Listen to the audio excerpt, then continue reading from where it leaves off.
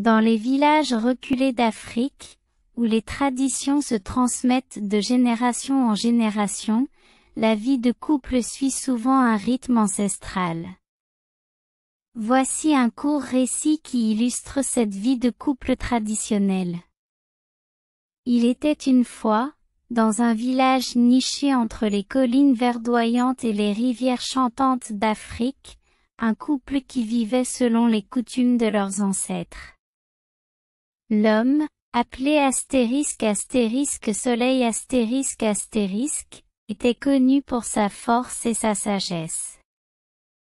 Il se levait avant l'aube pour labourer les champs, veiller sur le bétail et discuter des affaires du village avec les anciens sous l'arbre à palabres. La femme, nommée Terre était la gardienne du foyer. Elle se levait elle aussi aux premières lueurs pour moudre le grain, préparer le repas et s'occuper des enfants. Elle tissait des paniers et des nattes avec une habileté qui faisait l'admiration de tous. Leur union était fondée sur le respect mutuel et les rôles complémentaires.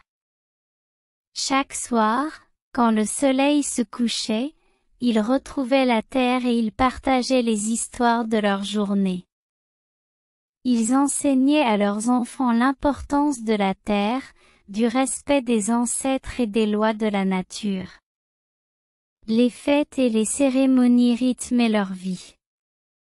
Les mariages, les naissances et les récoltes étaient célébrés avec des chants, des danses et des tambours qui résonnaient jusqu'aux étoiles. Mais la vie n'était pas sans épreuves.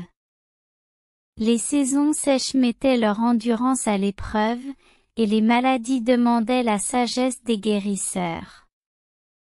Pourtant, dans chaque défi, soleil et terre trouvaient la force dans leur union et la guidance dans les traditions.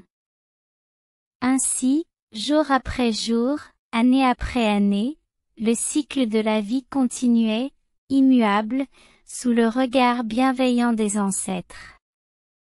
Et le village prospérait, porté par l'amour et la solidarité de ces couples, gardiens des coutumes ancestrales. Ce récit est une célébration de la vie de couple traditionnel en Afrique.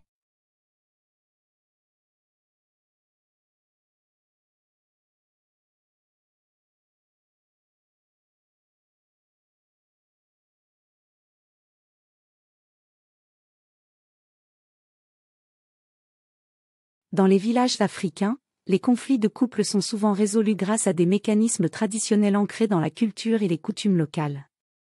Voici un récit qui illustre comment ces conflits peuvent être abordés et résolus. Au cœur d'un village africain, sous l'ombre bienveillante de l'arbre à palabres, se tenait une assemblée. Un couple, Sissi et Tara, faisaient face à un conflit qui menaçait l'harmonie de leur union. Sissi reprochait à Tara son absence prolongée et son manque d'attention envers leur famille, tandis que Keta se sentait incompris dans ses efforts pour subvenir aux besoins du foyer. La tension entre eux était palpable, et les murmures des villageois ne faisaient qu'amplifier leur malaise. C'est alors que le sage du village, un homme respecté nommé Baba, prit la parole. Il écouta attentivement les deux parties, puis invita les anciens et les autres membres de la communauté à partager leur sagesse. Les femmes du village, gardiennes des traditions, proposèrent une cérémonie de réconciliation. Elles rappelèrent à Sissi et Tara l'importance de la communication et du respect mutuel, valeurs fondamentales de leur culture. Les hommes, quant à eux, partagèrent des histoires similaires de conflits résolus par le dialogue et la compréhension. Baba, s'appuyant sur les méthodes traditionnelles de résolution des conflits, suggéra une série de rituels visant à restaurer l'équilibre entre Sissi et Tara. Ces rituels incluaient des offrandes aux ancêtres, des prières communes et des engagements renouvelés devant la communauté. Après plusieurs jours de médiation et de cérémonies, Sissi et Tara parvinrent à un accord. Ils reconnurent leurs erreurs et s'engagèrent à travailler ensemble pour le bien-être de leur famille. La communauté célébra leur réconciliation avec des chants et des danses, affirmant ainsi le rôle crucial des mécanismes traditionnels pour la paix.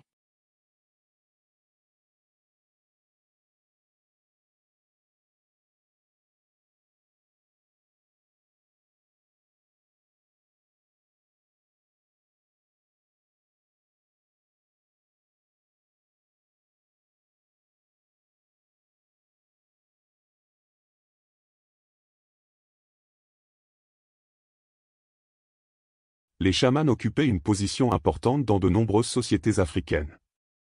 Ils étaient souvent considérés comme des médiateurs entre le monde spirituel et le monde physique, jouant un rôle crucial dans la guérison, les rituels et la préservation des traditions et des croyances ancestrales.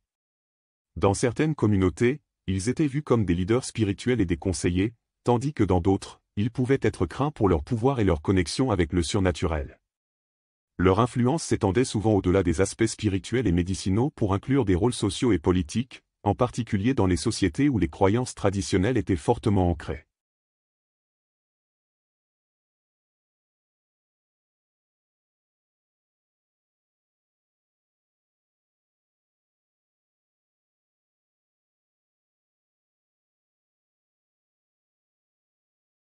Dans de nombreuses cultures africaines, la communauté et la famille élargie jouaient un rôle central dans l'éducation et le soutien des enfants, indépendamment de leur naissance.